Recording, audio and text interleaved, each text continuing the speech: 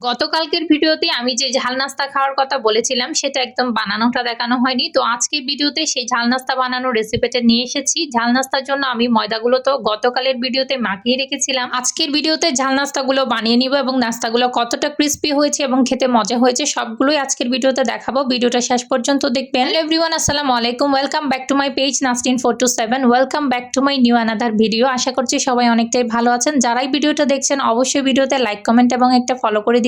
তো আমি যে নাস্তার জন্য ময়দাগুলো মেখে রেখেছিলাম সেগুলোই আমি এখন বানিয়ে নেওয়ার জন্য চলে এসেছি। নাস্তাগুলো খুব সুন্দরভাবে আমি এখানে বানিয়ে নিচ্ছি, একটু একটু করে চামচ করে দিচ্ছি এবং নাস্তাটা হয়ে যাচ্ছে।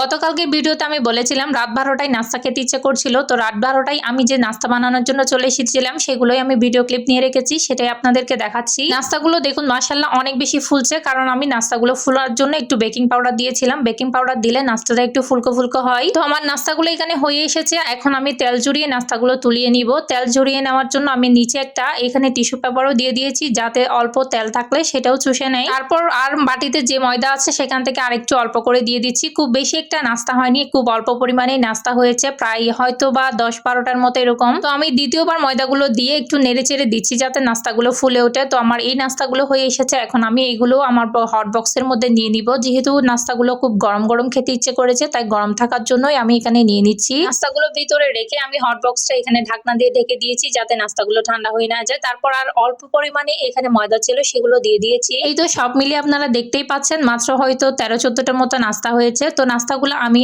অনেক মজা করে খেয়েছি। নাস্তাগুলো দেখতে দেখুন অনেক মজা হয়েছে মতো লাগতেছে। সত্যি বলতে নাস্তাগুলো এতটা মজা হয়েছিল, যেহেতু খুব অল্প পরিমাণে নিয়েছি আমি, অল্প একটু ময়দার মধ্যে আমি এখানে 2টো ডিম দিয়েছি। তো নাস্তাগুলো খেতে অনেক বেশি মজা হয়েছে। তারপর এখানে আজকে চলে এসেছি দুপুরে রান্না করার জন্য। এখানে আমি কিছু মুরগির মাংস মেরিনেট করে রেখে দিয়েছিলাম। মুরগির মাংস সবসময় আমি মেরিনেট করে রাখি। মাংস মেরিনেট করে রাখলে দেখা যায় মাংসগুলো খেতে অনেক বেশি মজা হয়। তারপর গতকালকে ভিডিওতে যে দেখিয়েছিলাম আমি অনেকগুলো শুটকি এনেছি, শুটকিগুলো বাছার কাজে লেগে পড়েছি। অল্প পরিমাণে বেছেছি, তারপর সেগুলো রেখে দিচ্ছি। আরো অল্প পরিমাণ বাছার জন্য রয়ে গেছে, একসাথে পারতেছিলাম না আমি একা। তো যেগুলোই বাছতে পেরেছি সেগুলোই আমি এখানে বক্সের মধ্যে রেখে দিচ্ছি। আর অল্প পরিমাণে যেগুলো রেখেছি সেগুলো কালকে করব, আজকে আর পারছি না, একদম আমার হয়রান হয়ে গিয়েছে এগুলো বাছতে বাছতে। তো এখানে আমার সবগুলো শুটকি বক্সের মধ্যে নেওয়া হয়ে গিয়েছে। বক্সটা এখন বেঁধে আমি ফ্রিজের মধ্যে রেখে দিব। আর যেগুলো আছে সেগুলো আমি আগামীকাল করব। ওর মাংস তো রান্না করেছি। এখানে আমার খুব বেশি একটু কাঁঠাল বিচির ভর্তা খেতে ইচ্ছে করছিল। কাঁঠাল বিচি আমি এভাবে গুঁড়ি করে ফ্রিজে রেখে দিই।